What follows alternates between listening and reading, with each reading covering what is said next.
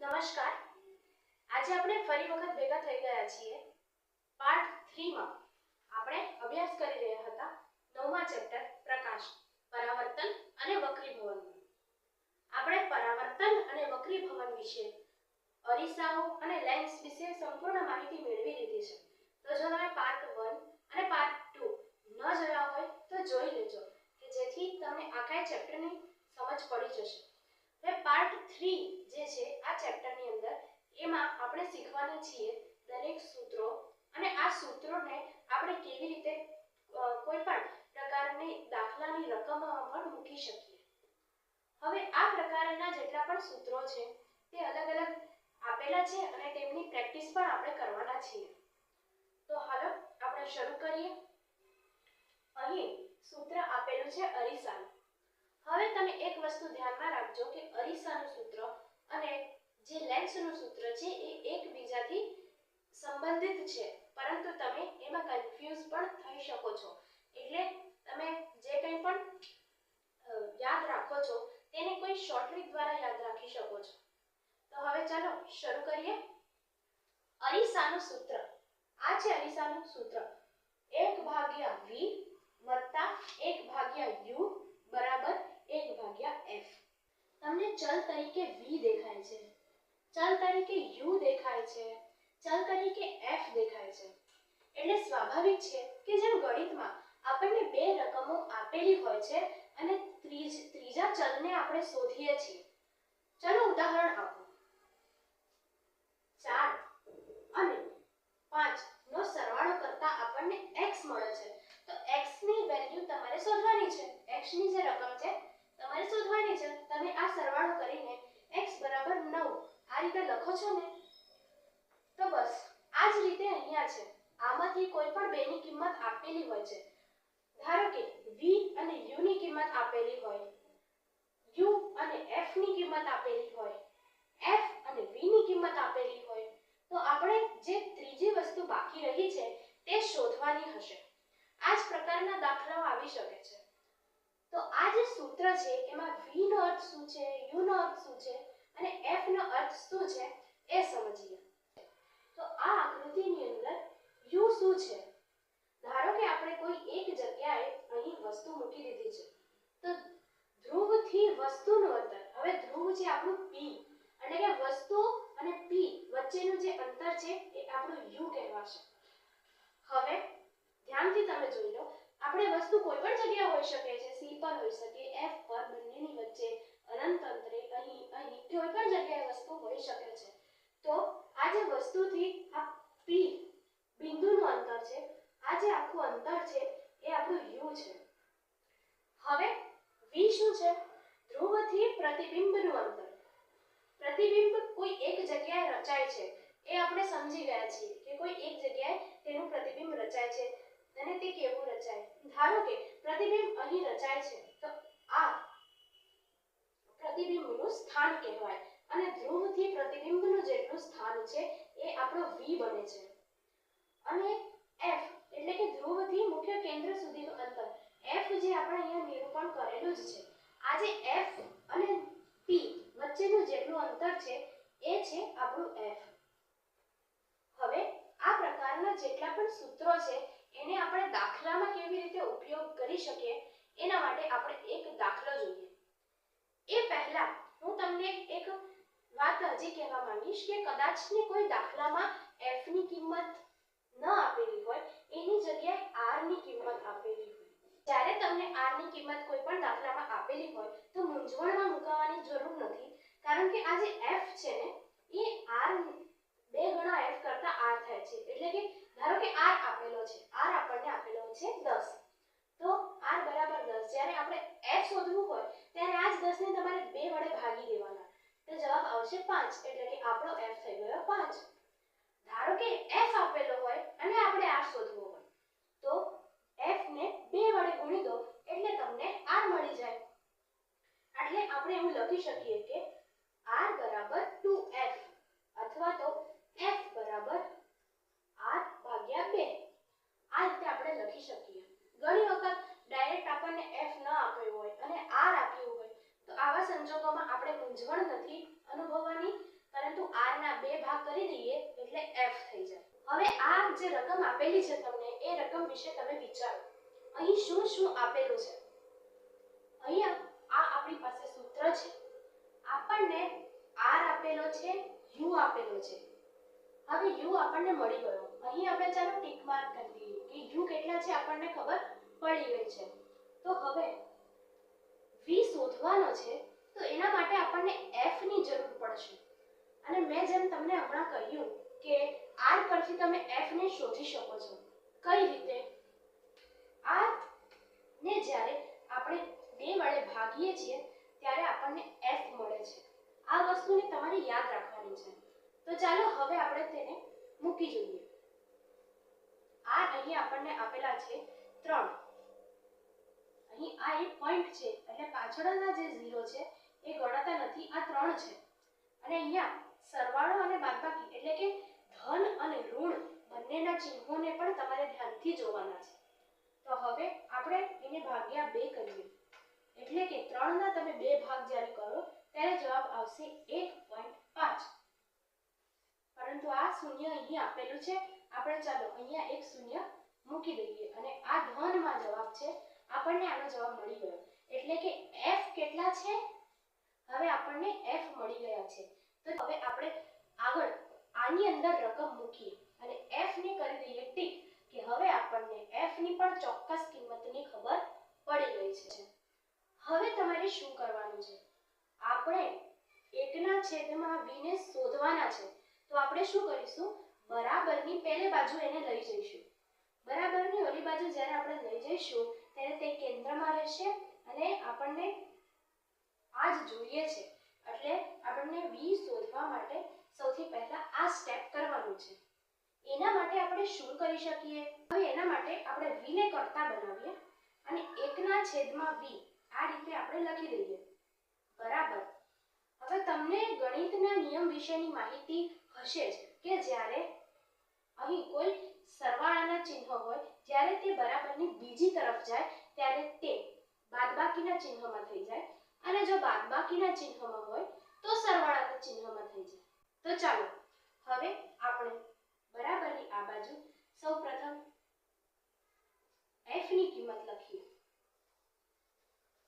ત્યાર પછી જ્યારે આ જે કિંમત છે આ આખી કિંમત બરાબરની પેલી બાજુ જશે ત્યારે આખી કિંમત માઈનસમાં ફેરવાઈ જશે. તો ચાલો હવે આપણે તેને લખીએ.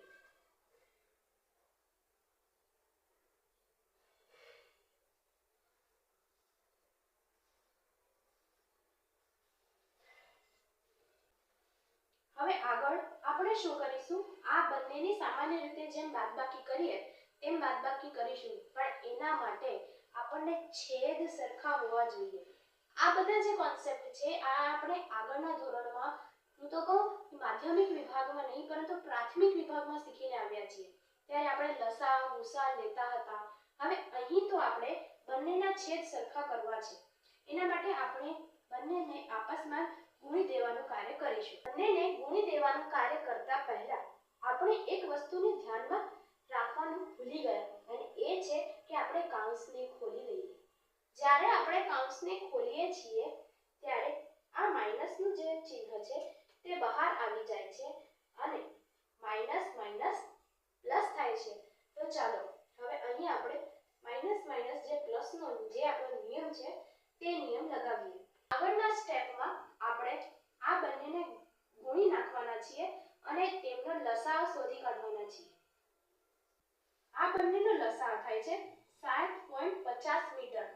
અને હવે આપણે એક બીજું કાર્ય કરવાનું છે. આને આની સાથે અને આની સાથે આ રીતે ગુણવાના છીએ. તો આપણે જેમ નોર્મલ એનો સરવાળો કરીએ છીએ તે રીતે સરવાળો કરી અને લખી દઈએ. તેમનો સરવાળો થશે 6.50 મીટર ભાગ્યા 7.50 મીટર. તો શું અહીં આપણો આ જવાબ આવી ગયો ખરો? ના, અહીં આપણો જવાબ આવ્યો નથી કારણ કે 1/v છે.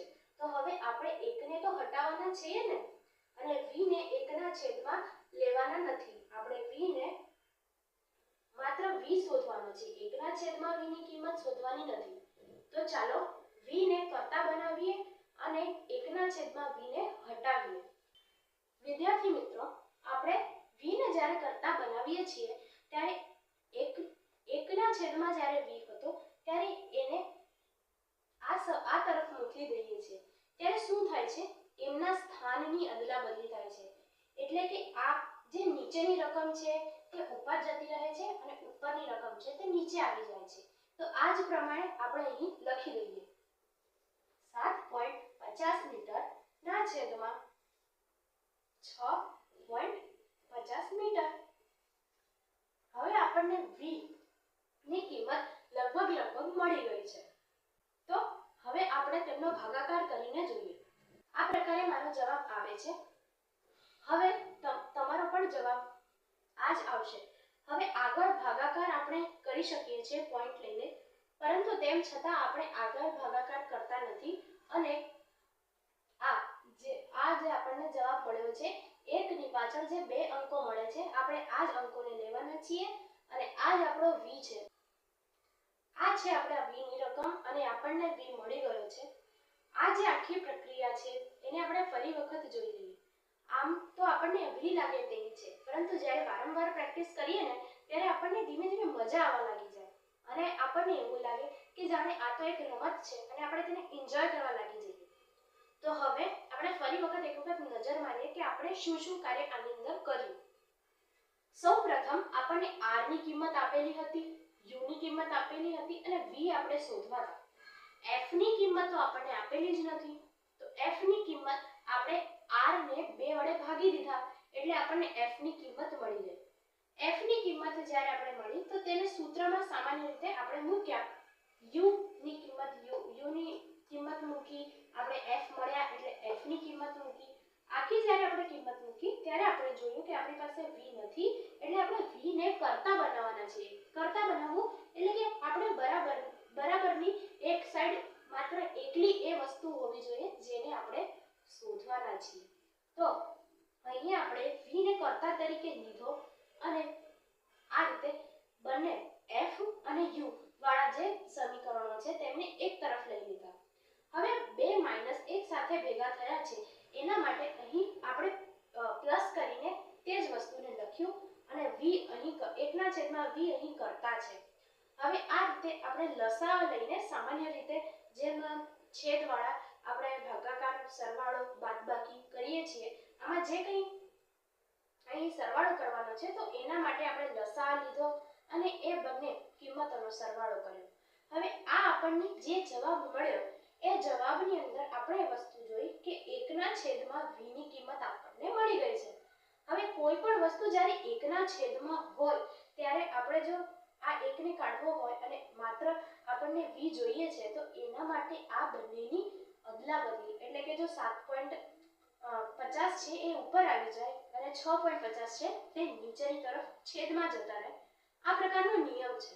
તો હવે આપણે એ જ રીતે મૂકી દીધું. સામાન્ય રીતે જેમ આપણે ભાગાકાર કર્યો અને જે જવાબ મળ્યો તેનાથી આપણને v ની કિંમત મળી ગઈ. ચાલો હવે આપણે સમજીએ મોટવણીનું સૂત્ર. મોટવણી એટલે શું? મોટવણી એટલે માપન. સામાન્ય રીતે મોટવણીને આપણે માપનના અર્થમાં લેવાનું છે અને આ મોટવણી સાણી છે એ સમજીએ. જ્યારે આપણે અરીસાની સામે કોઈ પણ વસ્તુ મૂકીએ છીએ ત્યારે તે વસ્તુની ઊંચાઈ કેટલી છે અને તેનું જે પ્રતિબિંબ રચાય છે એ પ્રતિબિંબની ઊંચાઈ કેટલી છે એ બંને વચ્ચેનો જે સંબંધ દર્શાવે છે એ છે આપણી મોટવણીના સૂત્ર દ્વારા. હવે આપણે આકૃતિથી સમજીએ. અહીં મારી પાસે એક અરીસો છે. આ રીતનો અરીસો છે. આ એક ખૂબ રફ આકૃતિ છે તો તમે આના દ્વારા ખાલી સમજી શકો છો કે અહીં મેં એક વસ્તુને મૂકી દીધી છે જેની આપણે લંબાઈ ગણીએ 1 મીટર આની લંબાઈ છે. હવે આ વસ્તુનું જ્યારે પ્રતિબિંબ રચાય છે ત્યારે તે આ રીતે રચાય છે અને આની જે લંબાઈ છે તે આપણે 0.5 મીટર રાખી. હવે મોટવણીના સૂત્રમાં જે ઊંચાઈ છે તે સામા હોય છે મીટરના એકમો. તો આ રીતે 1 મીટર અને 0.5 મીટર. હવે આ મારી વસ્તુ છે તો વસ્તુને આપણે લખવાના છીએ આ છે મારું પ્રતિબિંબ. હવે અહીં આપણે લખી દઈએ પ્રતિબિંબ. જ્યારે કોઈ પણ વસ્તુના છેદમાં 1 હોય ત્યારે જવાબ શું આવે? એનો એ જ. એટલે કે હવે મને જવાબ મળી ગયો છે કે મારી જે પ્રતિબિંબ છે એની મોટામણી કેટલી છે? તો 0.5 અને અહીં એકમ લગાવવાનું ભૂલતા નહીં. એકમ રહેશે મીટરમાં. તો આ છે મારી મોટામણી.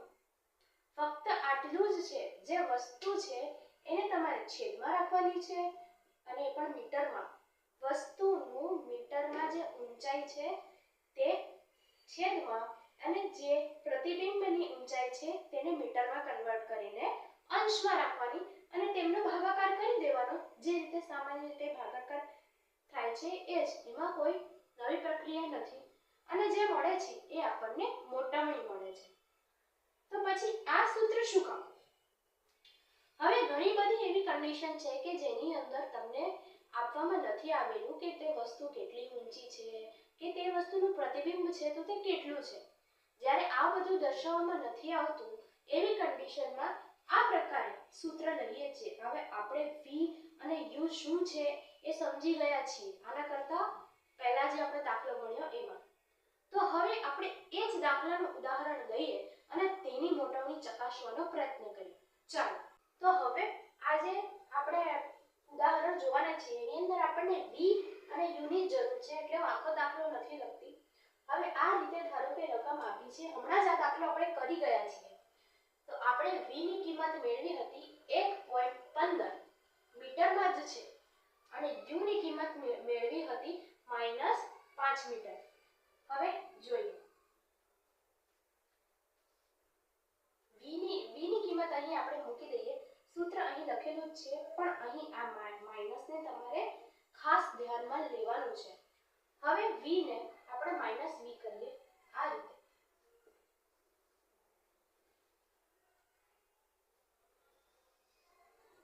અને એના છેદમાં u ની કિંમત મૂકીએ -5 મીટર. હવે આ બંને માઈનસ છે. કેમ? હવે તમને પ્રશ્ન થશે કે કેમ? હવે આ માઈનસ છે તે આપણે v ને લગાડી દઈએ અને અહીં તો ઓલરેડી અંતર માઈનસમાં જ આપેલું છે ને, તો તેનો માઈનસ પણ અહીં સાથે જ રહેશે.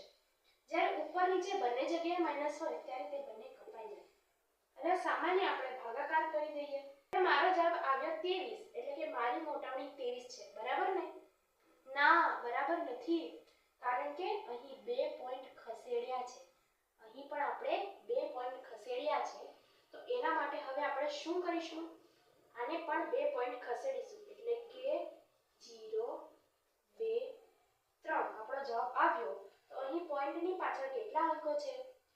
1 2. તો અહીં પણ પોઈન્ટની પાછળ ગણીએ 1 અને 2. અહીં આપણે બિંદુ મૂકી દઈએ એટલે કે 0.23 મારી મોટામણી છે અને ચિહ્ન કેવું આવશે? સરવાળો. આ માઈનસમાં પણ હોઈ શકે છે. તો આ રીતે મને મારી મોટામણી પણ મળી ગઈ અને હવે આપણે આગળ એક વસ્તુ ખાસ જોવાના છીએ અને એ વસ્તુ એક પ્રશ્ન છે કે જે તમારા મગજમાં પણ ઉદ્ભવતો હશે. હવે તમને એક પ્રશ્ન થતો હશે કે જ્યારે અમે નાના હતા ત્યારે અમને એવું ભણાવવામાં આવ્યું હતું કે અંતર છે, વજન છે, આ બધું હંમેશા પ્લસમાં જ હોય, ક્યારે માઈનસમાં હોતું નથી. તો પછી અહીંયા આપણે જે અંતર જોઈએ છે તે માઈનસમાં કેવી રીતે? આપણે દાખલા પણ 2 ગણ્યા એની અંદર પણ માઈનસ આવે છે. તો કોઈ અંતર કોઈ દિવસ માઈનસમાં હોઈ શકે ખરું? અંતર માઈનસમાં હોતું નથી. તો પછી કેમ આપણે એવું દર્શાવ્યું? આ પ્રશ્નનો પણ હું તમને જવાબ આપું. હવે જરાક આપણે ગણિતની તરફ ગતિ કરીએ. હવે એક વસ્તુ તમે એ યાદ રાખજો કે જ્યારે આપણે ફિઝિક્સ ભણતા હોઈએ ત્યારે આપણે જવું જ પડશે ગણિતની તરફ. ગણિતમાં આપણે કાર્ટેશિયન યામ પદ્ધતિ ભણ્યા હતા. બરાબર ને? તો હવે એની અંદર શું હતું? આપણે આલેખ દોરતા હતા અને બિંદુના યામ, ઋણ છે, ધન છે, આ બધું પ્રકારનું આપણે ભણ્યા છીએ. તો હવે તેને આપણે ફરી વખત યાદ કરવાનું છે. અહીં તમે જુઓ કે જ્યારે આ એક આપણો અરીસો છે. આ છે આપણો એક અરીસો. હવે આ જે અરીસો છે એની અંદર તમે જોઈ શકો છો કે એવી એક આકૃતિ રચાય છે અને આ આકૃતિની કાર્ટેશિયન યામ પદ્ધતિ દ્વારા સિદ્ધ કરવામાં આવ્યું છે. હવે ધારો કે અહીં બિંદુના આપણે 1 2 આ રીતે જ્યારે આપણે રેખા નિરૂપણ કરતા હતા ત્યારે આ પ્રકારે આપણે દોર્યા છે ને. આવા આલેખો જ્યારે આપણે દોર્યા છે તો આપણે જાણીએ છીએ કે આ રીતે જ્યારે આપણે જમણી તરફ જોઈએ તો જમણી તરફ પ્લસ હોય છે અને જ્યારે ડાબી તરફ જોઈએ ત્યારે ડાબી તરફ માઈનસ હોય છે. જ્યારે તમે આ રીતે દોરતા હો છો તો જમણી તરફ ધન હોય છે અને ડાબી તરફ હોય છે ઋણ. હવે જ્યારે ધન અને ઋણની આપણે વાત કરતા હોઈએ ત્યારે તમારે અહીં સમજવાનું છે. અહીં ધારો કે પ્રતિબિંબ અહીંયા રચાય છે અને વસ્તુ અહીંયા મૂકવામાં આવી છે તો આપણે પ્રતિબિંબ +3 પર રચાય છે અને વસ્તુ -3 પર છે. તો અહીં જે p છે p થી વસ્તુનું અંતર -3 છે, p થી પ્રતિબિંબનું અંતર +3 છે. તો આ રીતે પ્લસ અને માઈનસ આવે છે. અંતર ક્યારેય પ્લસ અને માઈનસ પ્લસમાં હોય છે, ક્યારેય માઈનસમાં હોતું નથી. પરંતુ આ કયા બિંદુ પર આવેલું છે, પ્લસ બિંદુ છે કે માઈનસ બિંદુ છે, એના આધારે આપણે -3 મીટર આવું દર્શાવી દઈએ છીએ. તો હવે તમારે આ વસ્તુને યાદ રાખવાનું છે કે કાર્ટેશિયન યામ પદ્ધતિને કારણે આપણે તેને માઈનસમાં અને પ્લસમાં આ રીતે જોઈએ છીએ. બાકી અંતર કોઈ દિવસ માઈનસમાં હોતું નથી. ચાલો લેન્સના સૂત્રની આપણે વાત કરીએ. આ તમારી સામે લખેલું છે લેન્સનું સૂત્ર. ચાલો જોઈ લો. 1/v - 1/u = 1/f. અરે આ શું? આ તો આપણે ભૂલથી અરીસાનું સૂત્ર લખી દીધું. ના ના ના, આપણે અરીસાનું સૂત્ર નથી લખ્યું. અરીસાનું સૂત્ર અહીં સરવાળો આવે છે અને આ જે લેન્સનું સૂત્ર છે એમાં બાદબાકી આવે છે. હવે આ વસ્તુ ખૂબ ઝીણી બાબત છે. તમે જો તેને ધ્યાનમાં ન રાખો તો તમારો દાખલો, તમારી મહેનત જે તમે કરેલી છે, તમે તો વિચારશો કે મેં સાચું કર્યું છે, મારા માર્ક આવી જશે. પરંતુ આ પ્લસ માઈનસના ચક્કરમાં તમારો આખો જવાબ ખોટો પડી શકે, એવું પણ થઈ શકે. તો અહીં તમે જોઈ લો કે જે લેન્સનું સૂત્ર છે એની અંદર માઈનસ આવે છે અને જે આપણે અરીસાનું સૂત્ર છે તેની અંદર પ્લસ આવે છે. હવે તમે કેવી રીતે યાદ રાખી શકો? તો અસર, આ શબ્દ છે અસર. હવે તમે કહેશો અસરનું શું અસર થશે? હવે અસર જે છે એની અંદર અ છે અરીસા માટે અને સ છે સરવાળા માટે. જો તમે આ ન યાદ રાખી શકો તો અરીસાની અંદર જ અ અને સ આવે છે. અરીસાના સૂત્રમાં સરવાળો થાય, અરીસાના સૂત્રમાં સરવાળો થાય. અરે અરીસા એમાં સ આવે છે એટલે તમે સરવાળો આ રીતે યાદ રાખી શકો. અને જે લેન્સનું સૂત્ર છે એમાં બાદબાકી આવે છે. આ તો તમને યાદ રહી જાય ને. અથવા તો તમે અસર યાદ રાખી શકો અથવા તો તમે અરીસો આ પણ યાદ રાખી, અરીસાનું સૂત્ર પરથી અરીસો આવું યાદ રાખો તો પણ તમને યાદ રહી જાય. પણ આ વસ્તુ ભૂલવાની તો નથી જ. હવે આપણે જોઈએ મોટવણીનું સૂત્ર. આ શું? આ પણ આપણે બેઠું લખી દીધું કે? આ સૂત્ર પણ આપણે બેઠું નથી લખ્યું. કારણ કે જ્યારે આપણે વાત કરીએ મોટવણીના અરીસાના સૂત્ર વિશે ત્યારે તેમાં આવે છે માઈનસ. પરંતુ અહીં -v નથી, -u નથી, અહીં છે v/u. એટલે કે અહીં આપણે જે પ્રથમ સૂત્ર જોયું એમાં સરવાળાની જગ્યાએ લેન્સમાં બાદબાકી છે. લેન્સ હોય એટલે બાદબાકી થાય અને જ્યારે આપણે મોટવણીના સૂત્રની વાત કરીએ ત્યારે અહીંયા બાદબાકી નથી આવતી, ઋણનું ચિહ્ન નથી આવતું, v/u. આના પણ જે દાખલાઓ છે તે એ જ રીતે હોય છે. આપણે તેની પ્રેક્ટિસ ઓલરેડી જે કરી છે એ જ પ્રકારના આની અંદર પણ દાખલા આવે છે. તો આ દાખલાઓ તેનાથી જરાય અલગ નથી. જે પદ્ધતિથી આપણે તે દાખલા ગણ્યા, ઉદાહરણ જોયું, એ જ રીતે અહીં પણ દાખલા ગણવાના છે. પણ ફક્ત સૂત્ર અલગ છે, પ્લસ અને માઈનસનો બધો ખેલ છે. જો તમે એ ભૂલી ગયા તો આખોય દાખલો ખોટો. મેં તમને કહ્યું હતું કે આપણે જે સ્નેલ્સ લો છે, સ્નેલનો જે નિયમ છે એનું આપણે વિગતે જરા ચર્ચા કરીશું. તો સ્નેલનો જે લો છે એ તમને યાદ છે ખરો? તો ચાલો આપણે સ્નેલનો લો યાદ કરીએ અને એની અંદર જોઈએ. હવે એની અંદર જે અચળ આપણને જવાબ મળતો હતો sin i ના છેદમાં sin r બરાબર અચળ, આ રીતે આપણે સમજ્યા હતા. હવે આ જે છે ને એ અરીસામાં વક્રીભવનાંક છે, એટલે કે રિફ્લેક્ટિવ ઇન્ડેક્સ જેને કહીએ, વક્રીભવનાંક. ચાલો જોઈએ. ધારો કે અહીં આપણી પાસે એક કાચનો ટુકડો છે. આ કાચના ટુકડામાંથી જ્યારે આ રીતે કિરણ પસાર થાય છે તે થોડું વાંકું વળે છે અને પરત સીધું થઈ જાય છે જ્યારે તે અરીસામાંથી બહાર નીકળે. તો આ જે વાંકું વળે છે તે કિરણ આ રીતે જવું જોઈએ, તેમ છતાં આ થોડુંક વાંકું વળ્યું. આ તો આપણે શું જોઈએ છીએ? આ આપણે વક્રીભવનની ક્રિયા જોઈએ છે. પરંતુ વક્રીભવન થવાનું કારણ શું છે? વક્રીભવન એ અલગ અલગ વક્રીભવનાંકને કારણે થાય છે. હવે આની અંદર તમારે વક્રીભવનાંકને સમજવું છે કે જ્યારે આ અલગ માધ્યમમાંથી અલગ માધ્યમમાં જાય છે. આ આપણું માધ્યમ 1 છે. જ્યારે માધ્યમ 1 માંથી માધ્યમ 2 માં જાય છે ત્યારે એવું શું થાય છે? તેની ઝડપ. માધ્યમ 1 ધારો કે વાયુ છે, માધ્યમ 2 આપણે પાણીથી ભરેલો કોઈ પાત્ર છે, તો અહીં પાણી. માધ્યમ 1 છે વાયુ એટલે કે હવા, વાતાવરણ, અને માધ્યમ 2 છે પાણી.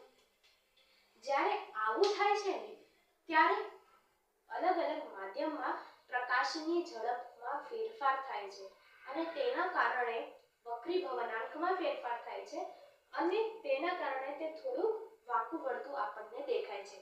તો હવે આપણે વક્રીભવનાંકને કેવી રીતે જાણી શકીએ અથવા તો કેવી રીતે આપણે અનુમાન લગાવી શકીએ કે આનો વક્રીભવનાંક સંખ્યા સ્વરૂપે કેટલો છે? તો એના માટે પણ આપણી પાસે એક સૂત્ર છે, તો એ સૂત્ર જોઈએ. વક્રીભવનાંક વિશેની આપણે જ્યારે વાત કરીએ ત્યારે બે અલગ અલગ માધ્યમોનો તેની અંદર સમાવેશ થાય છે. આ પ્રકારે આપણે એક આકૃતિ દોરી લઈએ અને હવે સમજવાનો પ્રયત્ન કરીએ. હવે આપણે બે અલગ અલગ દ્રષ્ટિકોણથી જોવાનું છે. જ્યારે કોઈ ન્યાય કરવામાં આવે છે ત્યારે ન્યાય બંને પક્ષોને જોઈને ત્યાર પછી જ થાય છે ને, એવી રીતે આપણે અહીં ન્યાય કરવાનો છે. એટલે અહીં આપણે કોઈ ચુકાદો નથી આપવાનો, પણ આપણે જોવાનું છે કે કઈ રીતે બે અલગ અલગ સૂત્ર મળે છે આપણને વક્રીભવનાંક. જ્યારે આપણે માધ્યમ 1 ના દ્રષ્ટિકોણથી વિચારીએ ત્યારે આપણે માધ્યમ 1 ની જે પ્રકાશની ઝડપ છે એના ભાગાકારમાં માધ્યમ 2 ની પ્રકાશની ઝડપ મૂકીએ અને જ્યારે આપણે માધ્યમ 2 વિશે વિચારીએ ત્યારે માધ્યમ 2 ને ઉપરની તરફ મૂકીએ અને માધ્યમ 2 માટેની જે ઝડપ છે તેને ભાગીએ માધ્યમ 1 ની ઝડપ દ્વારા. ચાલો એક ઉદાહરણ હજી જોઈએ. આ ફક્ત એક ઉદાહરણ છે, આવી કોઈ પણ રકમ ચોપડીમાં નથી આપેલી. ધારો કે માધ્યમ 1 માં પ્રકાશની ઝડપ 2 છે, માધ્યમ 2 માં પ્રકાશની ઝડપ 4 છે. તો 2 અને 4. તો અહીં આ n છે, n ની જે આ રીતે આપણે n લખીએ. જ્યારે તમે n ને જરાક લંબાવી દો તો આ આપણા વક્રીભવનાંકનું સિમ્બલ બની જાય છે. હવે અહીં 2 1 લખેલું છે એટલે કે 1 ઉપર રહેશે, 2 નીચે. જે પહેલા હોય ને તે નીચે. જ્યારે તમે કોઈ પણ વસ્તુને પહેલા ઉપાડો છો ત્યારે તેને થપ્પીમાં નીચે મૂકશો અને પછી જે વસ્તુ મૂકશો એને ઉપર મૂકશો. તો હવે અહીં તમે જુઓ કે આ પહેલા 2 છે તો તે નીચે રહેશે. તો 2 માટે પ્રકાશની ઝડપ છે 4 અને 1 તો 1 માં પ્રકાશની ઝડપ કેટલી છે? 2. હવે આ જે જવાબ આવશે તે છે આપણો વક્રીભવનાંક, જે આપણને આ પ્રકારે પણ મળી શકે છે. હવે આપણે 2 ના દ્રષ્ટિકોણથી પણ વિચારવાનું છે. પહેલા 1 છે એટલે પહેલા આપણે લખવાના છીએ બીજા માધ્યમની ઝડપ જે છે 4 અને પહેલા માધ્યમની ઝડપ એને ભાગવાના છીએ. જ્યારે આ બંનેનો ભાગાકાર કરીએ ત્યારે આપણને મળશે 2. આ છે વક્રી ભવનાંક. હવે એક હજી વસ્તુ આપણે ધ્યાનમાં રાખવાની છે. એક હજી ટોપિક આની અંદર આવશે. હવે જોઈએ શું નવું છે હવાના કેસમાં. જ્યારે પ્રકાશ એક માધ્યમમાંથી બીજા માધ્યમમાં પ્રવેશે છે ત્યારે તે થોડુંક વાંકું વળે છે. પણ અહીં જો પ્રથમ માધ્યમ એ હવા છે, ધારો કે કોઈ પ્રકાશનું જે કિરણ છે તે પાણીની સપાટીની અંદર પ્રવેશે છે, તો એ પ્રકાશનું કિરણ શામાંથી પ્રવેશે છે? તે હવામાં હોય છે અને તેની પછી તે પાણીની અંદર પ્રવેશે છે. તો પ્રથમ માધ્યમ તરીકે આપણી હવા એટલે કે જે વાતાવરણ આપણી આજુબાજુનું છે તે થયું. અથવા તો શૂન્યાવકાશ એટલે કે જ્યારે આપણી આ પૃથ્વી છે, પૃથ્વીની આસપાસ આવરણો આવેલા છે. આ આવરણોની બહારથી જ્યારે કિરણ આવે છે, સૂર્યના કિરણો પૃથ્વી પર પ્રવેશે છે, ત્યારે અહીં કોઈ પણ વાતાવરણ રહેલું નથી. પૃથ્વીની ચોક્કસ અમુક લંબાઈ સુધી જ વાતાવરણ રહેલું છે. તો આ વાતાવરણની જે લેયર છે, જે સ્તર છે, એની બહાર રહેલું નથી.